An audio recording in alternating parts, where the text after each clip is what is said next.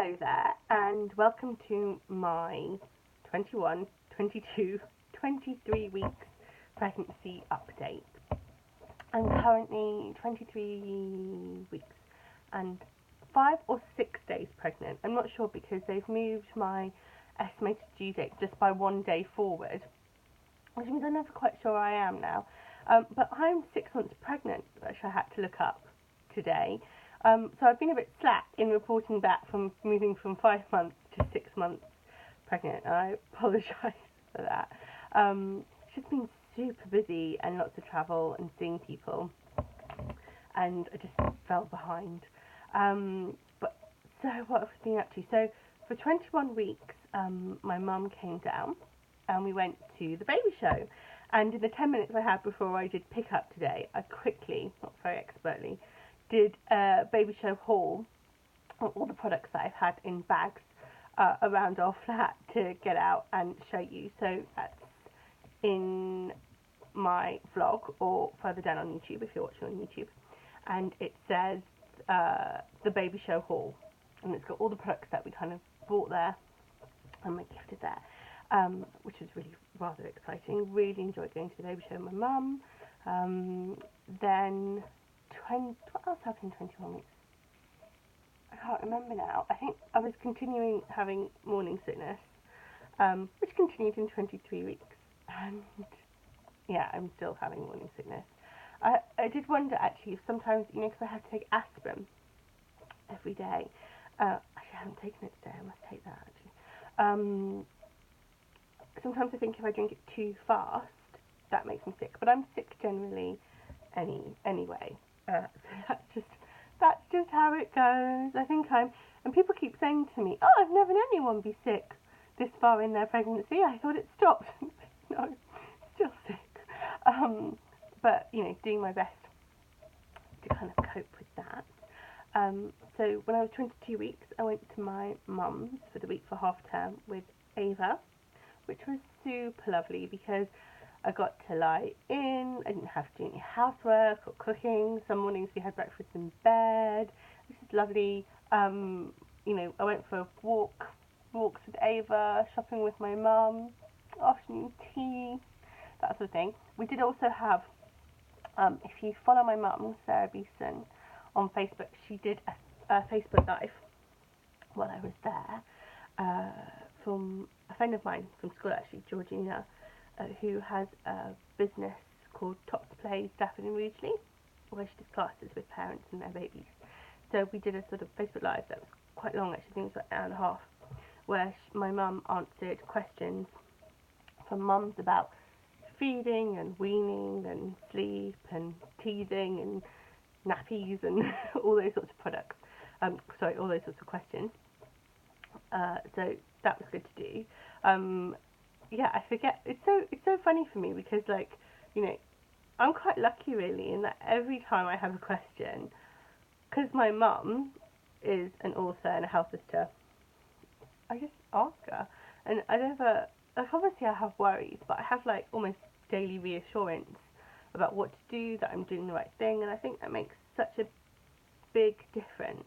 And it's made me wonder what my own physical health and mental health would be like as a mother if I didn't have that type of support. My husband's really supportive as well, and I am aware that not everybody has that, and what a big difference it makes. And that's why I think having access to support groups and health professionals when you're a parent is so important, really.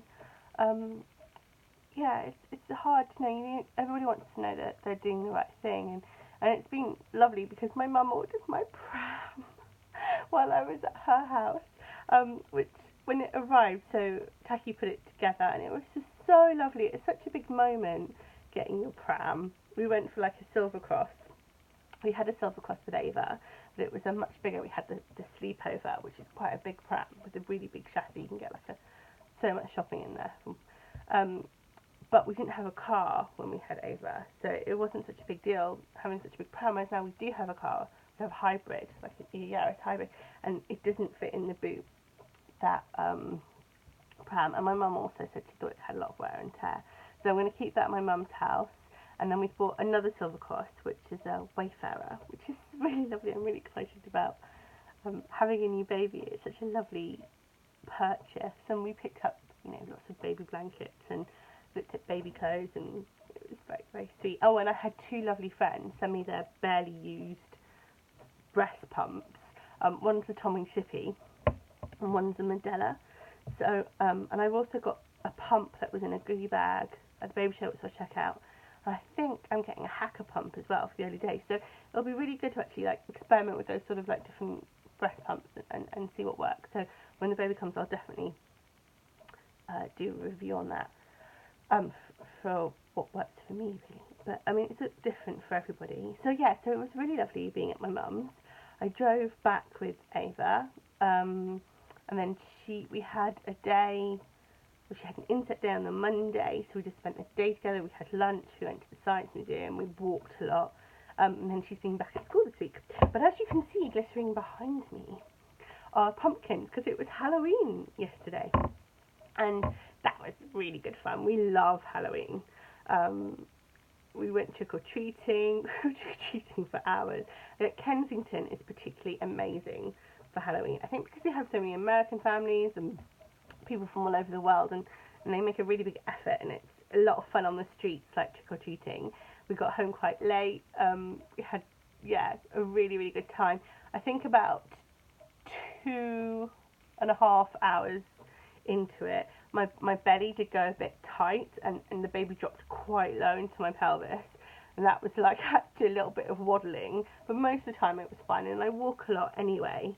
So, but then that meant today I had to take Ava to school. She had a class assembly. I came home. I was quite tired, so I did rest for the rest of the morning, and had a nap, and then woke up at lunchtime, and then worked for the afternoon before picking her up from school. We just got home from school now. As you can see, the sun is setting. It's autumn evening. She's reading in her room, and so I thought I'd quickly do this update on where we're at. I telephoned the GP this week to make an appointment for 24 weeks, so I'll go next week getting my flu vaccination. I also need to make an appointment to get my whooping cough vaccination. I've made the appointment for my scan for 28 weeks, and I did have a little bit of a panic where I text my midwife just to ask about induction. I don't know if anyone's been induced before. I think women have obviously varying experiences like we all do with birth.